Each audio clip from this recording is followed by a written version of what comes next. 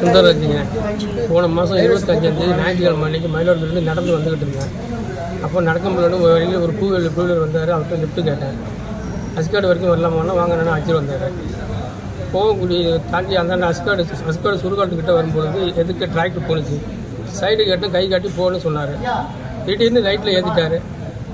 இலையை தடு மாதிரி வண்டி வந்து பைக் ஓட்டின போய் வந்து அந்த வயலில் வந்துட்டான்.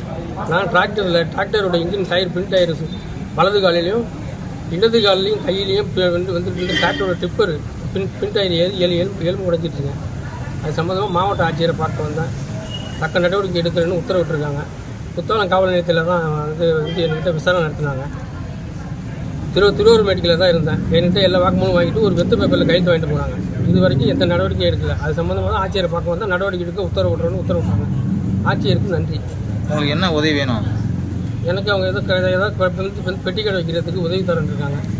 கொடுங்க சார்னு சொல்லியிருக்கேன். பண்ணாங்கன்னா கலெக்டர் ரொம்ப நன்றி தெரிவிக்கிறேன். எனக்கு ஒரு பையன் ஒரு பொண்ணு நர்சிங் படிக்குது. அதுக்கு நான் வருஷம் வந்து ஃபீஸு கட்டணும். இன்னும் 35,000 பணம் கட்டணும். பையனுக்கு டெய்லி 50 ரூபா கொடுத்து விடணும். என் காலெல்லாம் எனக்கு எப்படி வேலை செய்து 2 வருஷம் ஆகுங்க. இதில் வந்து பிளேட் வச்சுருக்குங்க. இந்த எலும்பு உடைஞ்சிருச்சு. வலது காலை கம்பி வச்சுருக்குங்க. இடது காலில் ஸ்க்ரூ வச்சுருக்குங்க. எப்படின்னா நடக்கிறதுக்கு ஒரு வருஷம் ஆகும். வேலை ஒத்துக்கு எங்கேயும் போக முடியாது. ஆமாம், ஹாஸ்பிட்டலில் திருவாரூர் டிஸ்சார்ஜ் கையோட அங்கே வந்துட்டாங்க. எனக்கு எந்த சொத்து குத்து எதுவுமே கிடையாதுங்க. நான் வறுமை கொண்டு கீழே உள்ளவங்க தான்.